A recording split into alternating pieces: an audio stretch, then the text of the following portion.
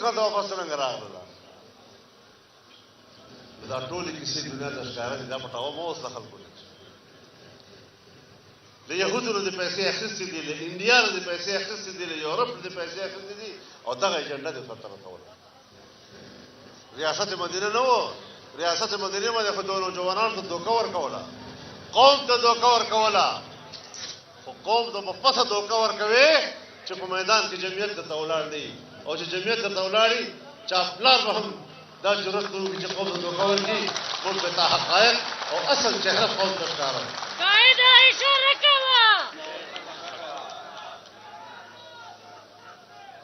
زما محترم ورونو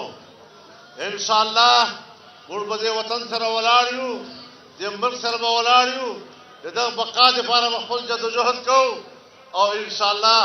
خپلې زندګیګانې به د دغه وطن ترقۍ دپاره صرف کوو زما محترم ورونو امن و امان یو بنیادي شی ده هغې دپاره کور په کور او وطن په وطن زه ګرځم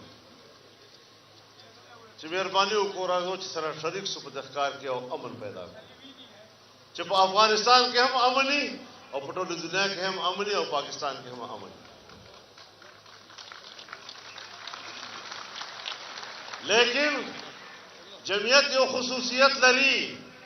زما ورونو امریکې په افغانستان باندې حمله وکړله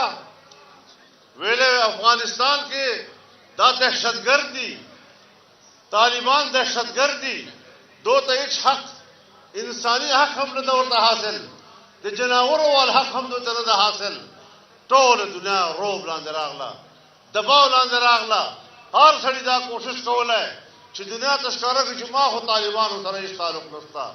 ما خو افغانستان سره هیڅ تعلق نشته یو جمعیت علماو چې نه د امریکې پروا وکړله نه د ناټو پروا وکړله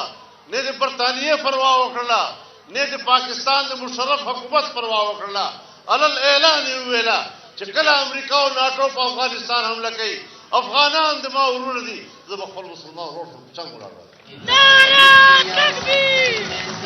نعره تکبیر جمعیت علماء اسلام قاعده جمعیت مولانا فضل الرحمن او بیا په چنګ ولاړ نو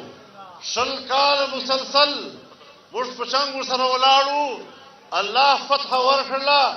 امریکې شکست وخوړ نن چې امریکې شکست خوړلی ده او دا جان ته بیا سپر طاقت وایي دته دا حق نسته چې خپل جان ته سپر طاقت ووایي زه تاسو خبروم چې نن په امریکې چې په فوج کې برتي کم اصله انتهایی کم اصله